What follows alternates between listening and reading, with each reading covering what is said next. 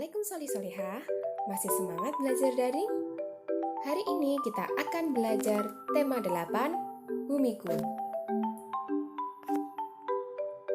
Pada tema 8 kali ini kita akan membahas tentang perputaran bumi,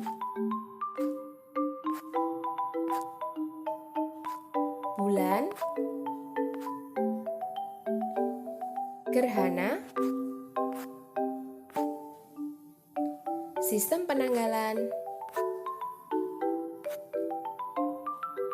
dan reklame. Tujuan pembelajaran kita kali ini adalah 1. Menjelaskan rotasi, revolusi bumi, gerhana bulan, dan gerhana matahari. 2. Mengidentifikasi jenis-jenis reklame. Pertama, kita akan membahas tentang perputaran bumi yang terdiri dari rotasi dan revolusi. Sebelum kita bahas, mari kita saksikan video berikut ini. Bumi dan pergerakannya. Bumi adalah planet ketiga dari matahari. Dan bumi memiliki karakteristik unik yang tidak dimiliki oleh planet lain. Bumi adalah satu-satunya planet yang terdapat kehidupan di dalamnya. Kehidupan semua jenis tumbuhan dan hewan.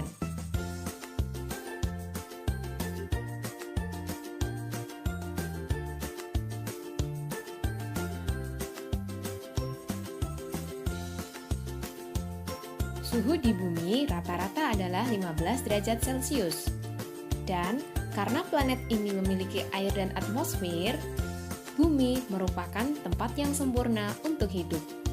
Seperti planet lain di dalam tata surya, bumi bergerak dengan dua cara, yaitu rotasi dan revolusi. Rotasi adalah gerakan bumi berputar pada porosnya. Jadi, bumi berputar pada garis imajiner yang menghubungkan dua kutub yang disebut dengan poros. Nah, berapa lama bumi berotasi? Dalam satu kali rotasi, bumi membutuhkan waktu 24 jam. Satu hari terdiri dari 24 jam. Jadi, rotasi menyebabkan siang dan malam. Bagian bumi yang menghadap matahari berada pada waktu siang, sedangkan bagian bumi yang membelakangi matahari berada pada waktu malam. Untuk pergerakan yang kedua adalah revolusi bumi. Seperti yang bisa kalian lihat, bumi mengelilingi matahari pada orbit elips.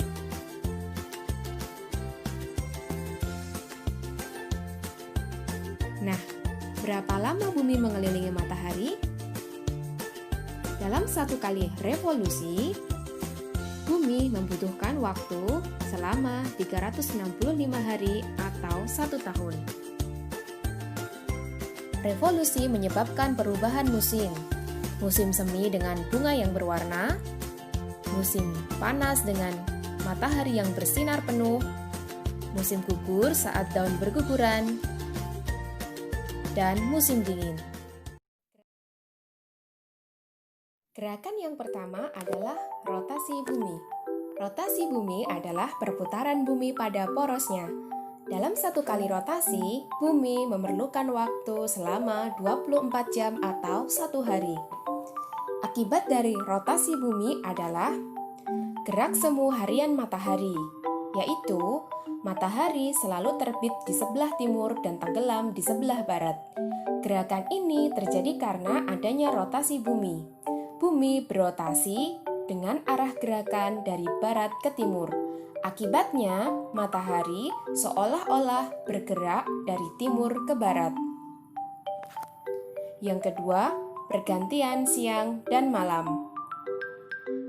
Saat bumi berotasi, sisi yang menghadap matahari terjadi siang hari, sedangkan sisi bumi yang membelakangi matahari berada pada waktu malam hari.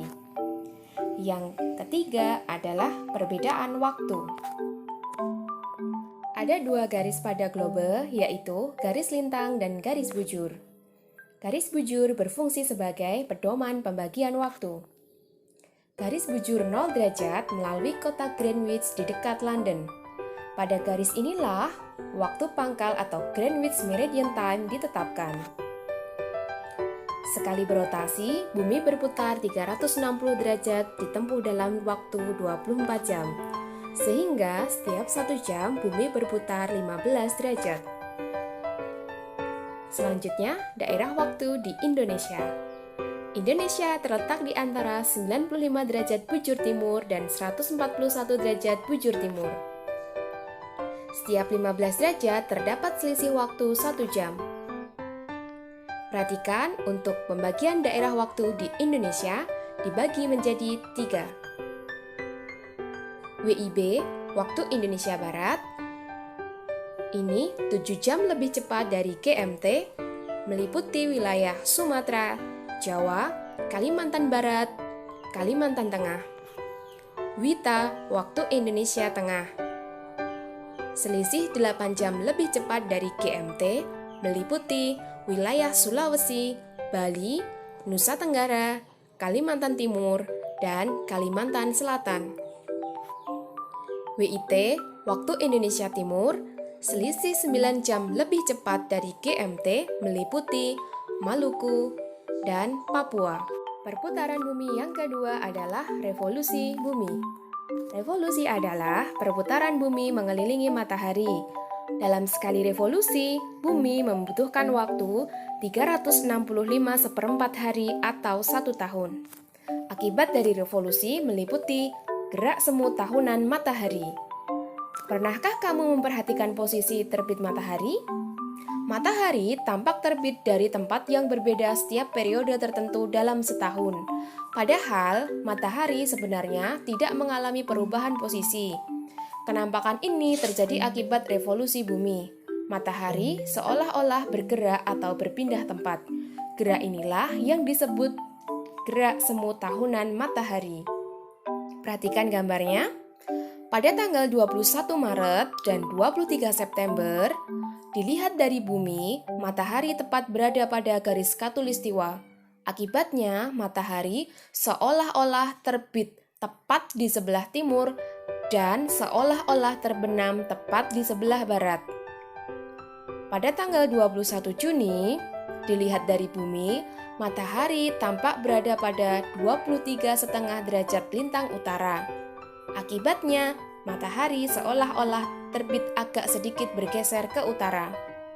Sedangkan pada tanggal 22 Desember, matahari tampak berada pada 23,5 derajat lintang selatan. Hal ini menyebabkan matahari seolah-olah terbit agak sedikit bergeser ke selatan. Akibat revolusi bumi yang kedua adalah perbedaan lamanya siang dan malam. Pada tanggal 21 Maret sampai 21 September, kutub utara mendekati matahari, kutub selatan menjauhi matahari. Waktu siang di belahan bumi utara lebih lama daripada belahan selatan. Pada tanggal 21 September sampai 21 Maret, kutub selatan mendekati matahari, kutub utara menjauhi matahari. Akibatnya, waktu siang hari di belahan bumi selatan lebih lama daripada bumi belahan utara. Akibat revolusi bumi yang ketiga adalah pergantian musim. Nah, untuk pergantian musim ini, di daerah subtropis terdiri dari 4 musim, sedangkan di daerah tropis terdiri dari 2 musim. Akibat dari revolusi bumi yang keempat adalah kenampakan rasi bintang yang berbeda. Rasi bintang adalah susunan bintang-bintang ketika dilihat dari bumi. Jika dilihat dari bumi, bintang-bintang tersebut membentuk pola tertentu seperti Cancer, Pisces, maupun Scorpio. Selanjutnya kita akan membahas tentang pergantian musim. Bumi mengelilingi matahari selama setahun. Karena poros bumi miring, maka matahari kadang lebih banyak menyinari belahan bumi utara atau selatan. Perpindahan posisi matahari ini menyebabkan perbedaan 4 musim di wilayah subtropik. Pada 21 Maret sampai 21 Juni, di belahan bumi utara terjadi musim semi, sedangkan di belahan bumi selatan terjadi musim gugur. Kemudian, 21 Juni sampai 23 September, di belahan bumi utara terjadi musim panas, sedangkan di belahan bumi selatan terjadi musim dingin. Pada 23 September sampai 21 Desember, belahan bumi utara mengalami musim gugur, sedangkan belahan bumi selatan mengalami musim semi. Pada 21 Desember sampai 21 Maret, belahan bumi utara mengalami musim dingin, sedangkan belahan bumi selatan mengalami musim panas.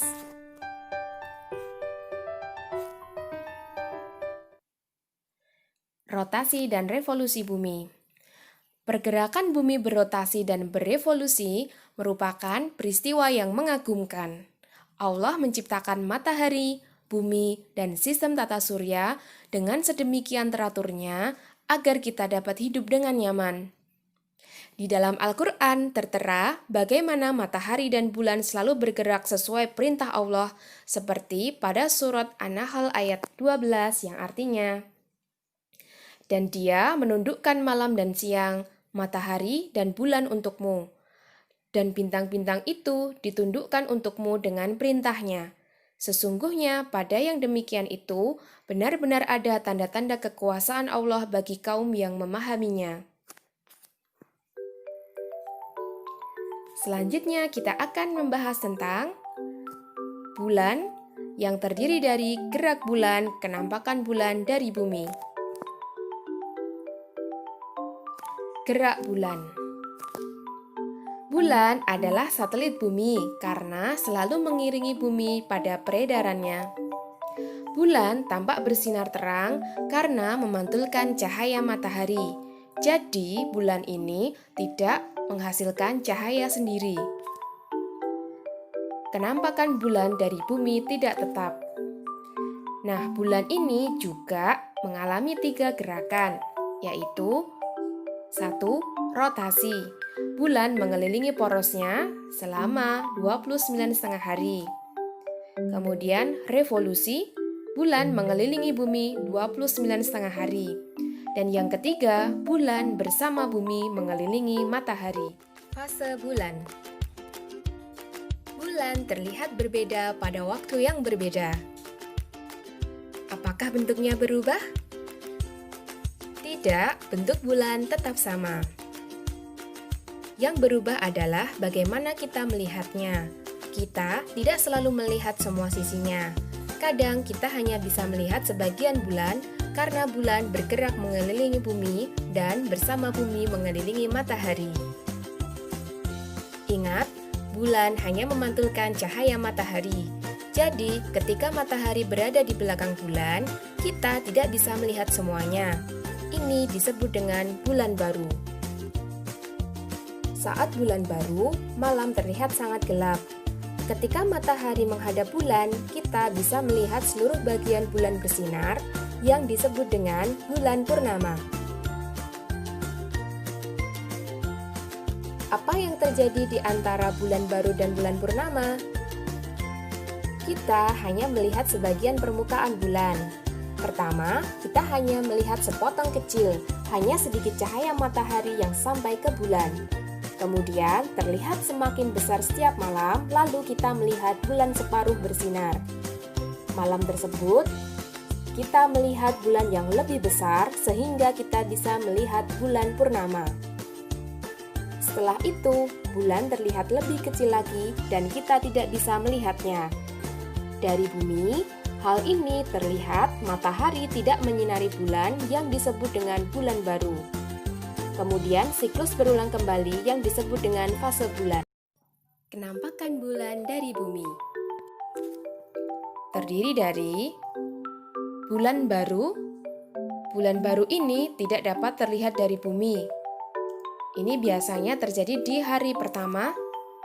Kemudian bulan sabit, melengkung seperti sabit, terjadi pada hari keempat dan hari ke-25.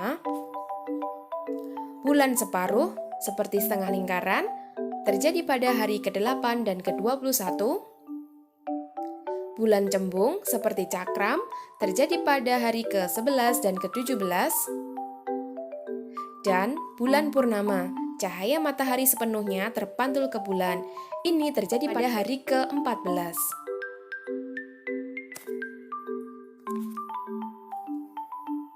Pasang surut air laut. Ketinggian permukaan air laut dapat berubah karena mengalami pasang surut. Air dikatakan pasang jika permukaannya bertambah tinggi sehingga garis pantai mundur beberapa meter. Air dikatakan surut jika permukaan air menurun sehingga luas daratan bertambah. Pasang surut air laut disebabkan oleh gaya tarik bulan. Saat bulan purnama, air laut mengalami pasang paling tinggi atau yang disebut dengan pasang purnama. Sedangkan saat bulan baru, air laut mengalami pasang paling rendah atau pasang perbani. Selanjutnya kita akan bahas tentang gerhana yang meliputi gerhana bulan dan gerhana matahari.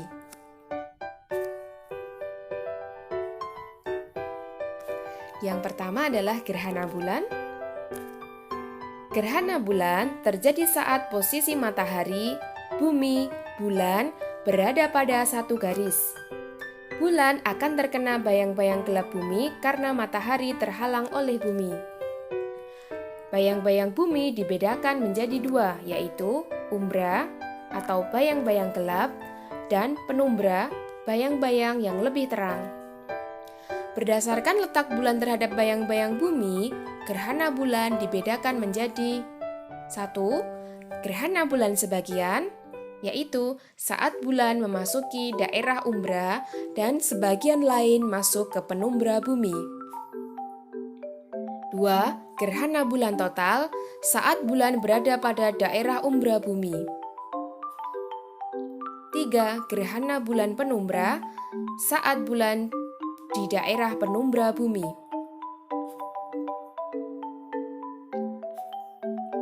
Yang kedua adalah gerhana matahari. Gerhana matahari adalah peristiwa saat matahari tidak tampak utuh bulat atau bahkan tidak tampak sama sekali. Gerhana matahari terjadi ketika bumi, bulan, dan matahari berada pada satu garis lurus. Gerhana matahari terjadi pada siang hari, yaitu pada fase bulan baru atau hanya berlangsung beberapa menit saja. Ukuran bulan yang lebih kecil dari bumi mengakibatkan bayangan bulan mengenai sebagian wilayah bumi. Nah, jenis-jenis gerhana matahari ada 3, yaitu gerhana matahari total terjadi pada daerah umbra. Gerhana matahari cincin terjadi jika umbra bulan tidak mencapai permukaan bumi. Gerhana matahari sebagian saat bumi berada pada penumbra bulan. Fenomena gerhana merupakan bukti tanda-tanda kebesaran Allah. Sebagai orang beriman, kamu tentunya yakin dengan hal tersebut dan semakin menambah ketaatan. Seperti sabda Rasulullah, sesungguhnya matahari dan bulan adalah 2 ayat tanda di antara ayat-ayat Allah. Tidaklah terjadi gerhana matahari dan bulan karena kematian seseorang atau karena hidup lahirnya seseorang. Apabila kalian melihat gerhana matahari dan bulan, maka berdoalah kepada Allah dan sholatlah hingga tersingkap kembali. Hadis riwayat Bukhari dan Muslim. Jadi, saat terjadi gerhana bulan atau gerhana matahari, kita sebagai umat muslim disunahkan untuk sholat gerhana. Selanjutnya, kita akan membahas tentang sistem penanggalan yang meliputi penanggalan Masehi dan penanggalan Hijriah. Sistem penanggalan kita bahas 2 ya, ada Masehi atau Syamsiah dan Hijriah atau Komariah. Sistem penanggalan Masehi atau Syamsiah ini berdasarkan revolusi bumi, satu tahunnya 365 1/4 hari, sedangkan sistem penanggalan Hijriah berdasarkan revolusi bulan, satu tahunnya terdiri dari 354 hari. Kita bahas lebih detail satu persatu ya. Penanggalan Masehi atau Syamsiah. Penanggalan Masehi dihitung berdasarkan revolusi bumi, yaitu selama 365 1/4 hari. Dalam kalender Masehi, satu tahun terdiri dari 12 bulan, dan setiap bulannya terdiri dari 30 atau 31 hari, kecuali bulan Februari hanya 28 hari. Sisa seperempat hari setiap tahunnya dikumpulkan selama 4 tahun menjadi satu hari. Tambahan satu hari dimasukkan ke bulan Februari yang biasanya 28 hari menjadi 29 hari. Nah, satu tahun yang terdiri dari 366 hari atau bulan Februarinya terdiri dari 29 hari disebut sebagai tahun kabisat. Tahun kabisat adalah tahun yang angkanya habis dibagi 4. Misalnya 2008, 2012, 2016, 2020, dan seterusnya. Berikut ini bulan pada penanggalan Masehi yang terdiri dari bulan Januari, Februari, Maret, April, Mei, Juni, Juli, Agustus, September, Oktober, November, dan Desember. Sistem penanggalan yang kedua adalah penanggalan Hijriyah atau Qamariyah. Penanggalan Hijriyah dihitung berdasarkan revolusi bulan. Bulan mengelilingi bumi dalam satu bulan selama 29,5 hari. Dalam satu tahun ada 12 bulan, maka satu tahun Hijriyah adalah 354 atau 355 hari. Ini jika dibandingkan dengan penanggalan Masehi, selisih 11 hari lebih cepat.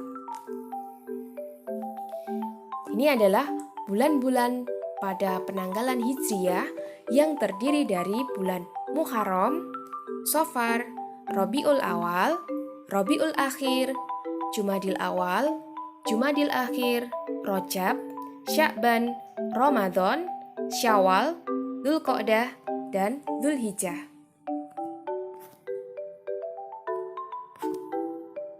Allah menciptakan matahari, bumi, dan bulan untuk menjelaskan tanda-tanda kekuasaannya. Allah mengaturnya dengan sangat sempurna. Dalam Islam, fase bulan dijadikan sebagai tanda puasa tengah bulan atau Ayyamul Bid, awal puasa Ramadan, ibadah haji, Idul Fitri, Idul Adha, maupun haul zakat. Jadi, penanggalan Hijriyah ini dijadikan sebagai patokan ibadah tertentu dalam Islam. Allah menjelaskan dalam surat Al-Baqarah ayat 189 yang artinya, mereka bertanya kepadamu tentang hilal atau bulan sabit, katakanlah bulan sabit itu adalah penentu waktu bagi manusia dan bagi penentuan waktu ibadah haji. Selanjutnya kita bahas tentang sejarah penetapan penanggalan Hijriyah. Sebelum penanggalan Hijriyah, masyarakat Arab menjadikan peristiwa besar sebagai acuan tahun. Misalnya, tahun renovasi Ka'bah karena pada saat itu Ka'bah direnovasi ulang karena banjir. Tahun Fijar karena pada saat itu terjadi perang Fijar. Tahun Gajah karena pada saat itu terjadi penyerbuan Ka'bah oleh pasukan gajah. Kalender Hijriyah ditetapkan pada masa Khalifah Umar bin Khattab. Latar belakangnya adalah berawal dari surat-surat tak tertanggal yang diterima Abu Musa al-Asy'ari sebagai gubernur Basrah kala itu dari Khalifah Umar bin Khattab. Abu Musa mengeluhkan surat-surat tanpa tanggal tersebut. Kemudian, Umar bin Khattab dan para sahabat melakukan musyawarah. Pada saat musyawarah, muncul beberapa usulan mengenai patokan awal tahun. Ali bin Abi Thalib mengusulkan awal tahun dimulai dari tahun hijrahnya Rasulullah ke kota Madinah. Para sahabat sepakat menjadikan peristiwa hijrah sebagai patokan penanggalan. Perbincangan berlanjut seputar penentuan awal bulan kalender Hijriah. Sebagian sahabat mengusulkan bulan Ramadan. Sahabat Umar bin Khattab dan Utsman bin Affan mengusulkan bulan Muharram. Dari musyawarah tersebut, ditentukanlah sistem penanggalan untuk kaum muslimin yang berlaku hingga hari ini. Dengan menjadikan peristiwa hijrah sebagai acuan tahun dan bulan Muharram sebagai awal bulan. Oleh karena itu, kalender ini populer dengan istilah kalender Hijriah.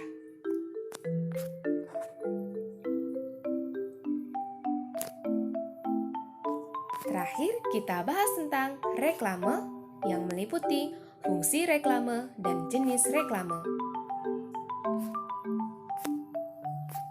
Reklame adalah setiap kegiatan yang bertujuan untuk memperkenalkan suatu barang atau jasa atau hal lainnya dengan maksud untuk menarik perhatian khalayak ramai. Fungsi reklame adalah 1. Memberikan informasi apabila khalayak atau konsumen tentang perusahaan, produk, barang, maupun jasa. 2. Mempengaruhi atau membujuk khalayak atau konsumen sehingga mereka akan atau mau melakukan pembelian. 3. Menciptakan kesan tertentu tentang jasa atau barang yang direklamekan. 4. Memberikan kepuasan tertentu sesuai dengan keinginan konsumen. 5. Merupakan alat komunikasi antara penjual dengan calon pembeli atau konsumen. Jenis-jenis reklame. Iklan, yaitu jenis reklame singkat yang bertujuan mempromosikan barang atau jasa dalam bentuk visual, tulisan dan gambar pada media cetak atau elektronik. Spanduk, yaitu reklame yang memuat informasi yang dibuat secara ringkas, padat, dan jelas menggunakan kain atau jenisnya yang dibentangkan di antara dua tiang di tempat strategis atau ramai. Brosur adalah reklame yang dibuat pada selembar kertas dengan isi informasi yang lebih rinci dan jelas. Dan poster, yaitu jenis reklame yang berisi gambar atau tulisan menarik dan informatif dengan ukuran besar. Yang terakhir adalah banner, yaitu jenis reklame dengan bentuk potret, biasanya dicetak dengan digital printing menggunakan MMT, ditempatkan di depan toko atau instansi menggunakan penyangga.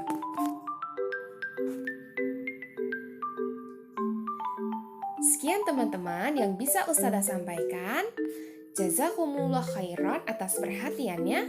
Tetap semangat belajar di masa pandemi, karena ilmu itu tidaklah didapatkan dengan jasad yang santai. Wassalamualaikum warahmatullahi wabarakatuh.